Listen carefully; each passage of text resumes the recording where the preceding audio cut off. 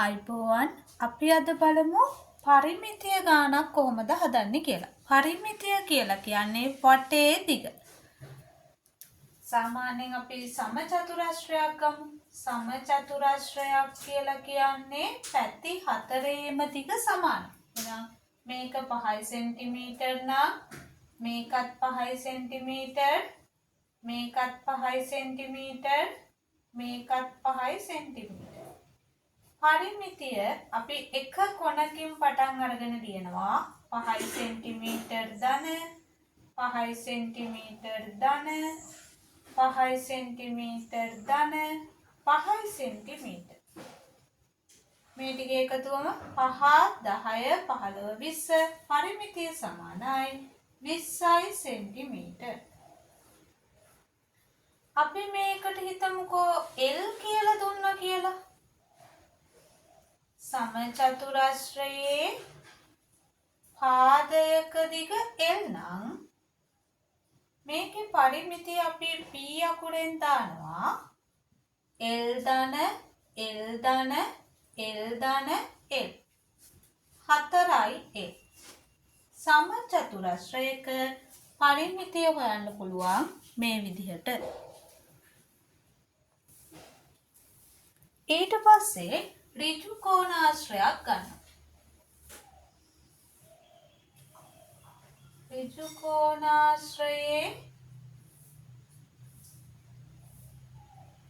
මේ පැත්ත 3 සෙන්ටිමීටර් මේ පැත්ත 5 සෙන්ටිමීටර් නම් මේ පැත්තත් 5 සෙන්ටිමීටර් මේ පැත්ත 3 සෙන්ටිමීටර්.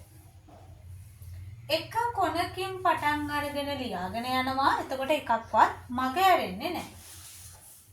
පරිමිතිය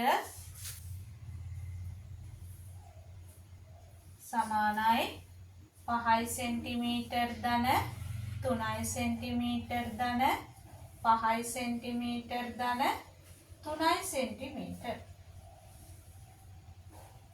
5යි 3යි 8යි 8යි 5යි 13යි 13යි 3යි 16යි 16යි සෙන්ටිමීටර්. මේ වගේම අපි පැත්තක දිග L එනම් මේකත් L පළල x මේ පැත්තත් x. පරිමිතිය P සමානයි L ධන x ධන L ධන x. අපිට ඕනම් පුළුවන් එක ජාතිය අය එක ළඟට ගන්න. L ධන L x ධන x. L ට ඉස්සරහෙන් සංගුණකයක් නැහැ කියලා කියන්නේ එකයි. එකයි L ධන එකයි L කියලා කියන්නේ 2යි L. එකයි x ධන එකයි x කියලා කියන්නේ 2යි x. අපිට ඕනම් පුළුවන් දෙන්නගෙන්ම පොදු සාධකයේ විදිහට 2 එළියට අරගෙන L ධන x කියලා දාන්න. ඍජු කෝණාශ්‍රයක පරිමිතිය සෙවීම.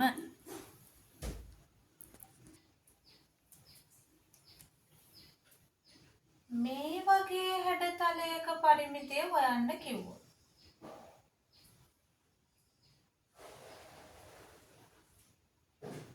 මේක 10යි සෙන්ටිමීටර් මේක 8යි සෙන්ටිමීටර්. එහෙනම් මෙතන ඉඳන් මෙතෙන්ට 10යි සෙන්ටිමීටර් නම් අපි මෙන්න මේ කැල්ල මෙතෙන්ට ගෙනාවා කියලා හිතමුකෝ. එතකොට මෙතන ඉඳන් මෙතෙන්ට 10යි සෙන්ටිමීටර්. ඒ කියන්නේ මේ කැලි දෙකේ එකතුව 10යි සෙන්ටිමීටර්. මේ කැල්ල මෙහෙම ගෙනාවා කියලා හිතමුකෝ.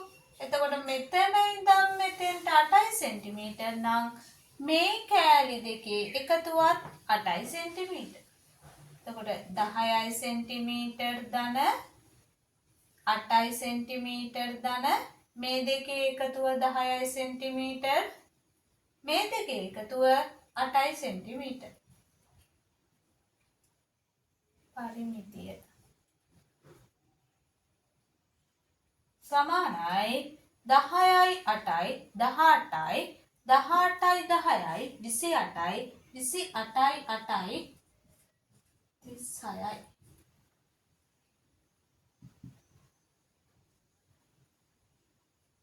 36යි සෙන්ටිමීටර්.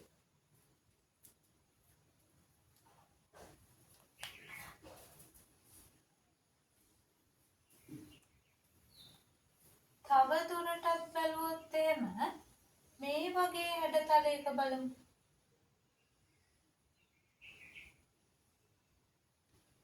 මේක 3 සෙන්ටිමීටර්. මේකත් 3 සෙන්ටිමීටර්. මේක 12 සෙන්ටිමීටර්. 8 සෙන්ටිමීටර්.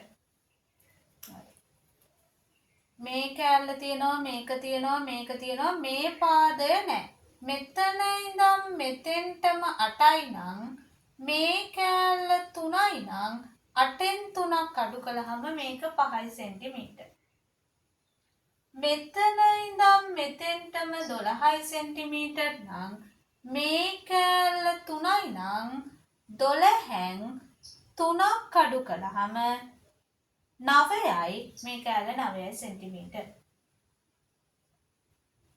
එහෙනම් දැන් අපි හැම පාදයේම දිග ගන්නවා. පරිමිතිය හොයන්න පුළුවන්. පරිමිතිය කියලා කියන්නේ වටේ දිග. කොනක ඉඳන් ලියන්න පටන් ගන්නවා. එතකොට කවුරුත් මග ඇරෙන්නේ නැහැ. 3 සෙන්ටිමීටර්, 5 සෙන්ටිමීටර්, 9 සෙන්ටිමීටර්, 8 සෙන්ටිමීටර්. ඔක්කොම ටික එකතු කළා නම් හරි 12යි 3යි 15යි 16යි 17යි 18යි 19 20 21 22යි 23යි 9යි 32යි 8යි 40යි සෙන්ටිමීටර්. මේකේ පරිමිතිය 40යි සෙන්ටිමීටර්.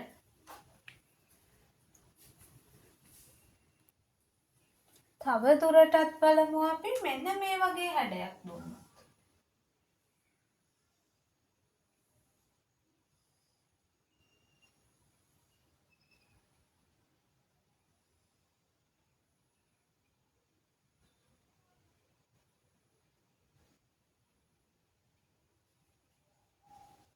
තුනයි සෙන්ටිමීටර්, 6යි සෙන්ටිමීටර්, 3යි සෙන්ටිමීටර්. මෙන්න මෙතන ඉරි කෑලි දෙකක් දාලා තියෙනවා. ඒ කියන්නේ මේක 3යි සෙන්ටිමීටර් නම් මේකත් 3යි සෙන්ටිමීටර්, මේකත් 3යි සෙන්ටිමීටර්.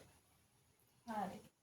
ඊට පස්සේ මෙතන ඍජු කෝණීය ත්‍රිකෝණයක් තියෙනවා. මේ පාදයේ දිග දන්නේ නැහැ. පයිතගොරස් ප්‍රමේය.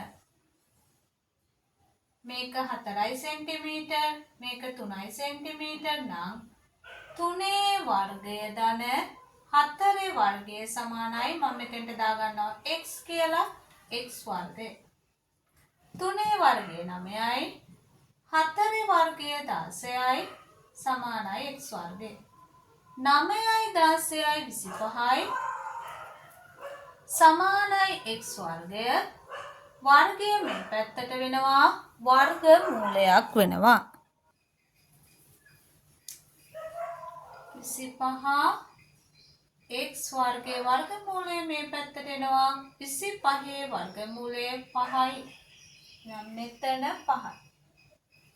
ඊට පස්සේ මෙතන පාදයේ දිගයි මේ පාදයේ දිගයි දන්නේ. හැබැයි දන්නවා අපි මෙතන ඉඳන් මෙතෙන්ට 10යි සෙන්ටිමීටර්. එහෙනම් මේක මෙහෙම පහළට ගෙනාව කියලා හිතන්නකෝ. මෙතන ඉඳන් මෙතෙන්ට 10යි සෙන්ටිමීටර්. එහෙනම් මේ දෙක වෙනුවට අපිට දාන්න පුළුවන් 10යි සෙන්ටිමීටර්.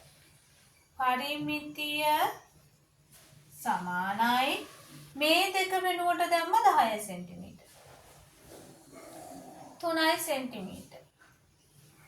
3යි සෙන්ටිමීටර්. 6යි සෙන්ටිමීටර්. ධන 5යි සෙන්ටිමීටර්. කඩයිරින් වලින් පෙන්නලා තියෙන ඒවා අපේ ගානට වැඩක් නැහැ. 3යි සෙන්ටිමීටර්.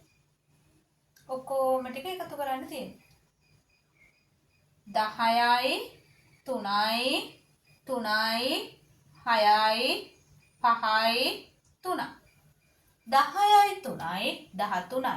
13ට 3ක් එකතු කළාම 16යි. 16ට 6ක් එකතු කළාම 22යි. 22යි 5යි 27යි. 27යි 3යි 29යි 30යි. සෙන්ටිමීටර් 30යි.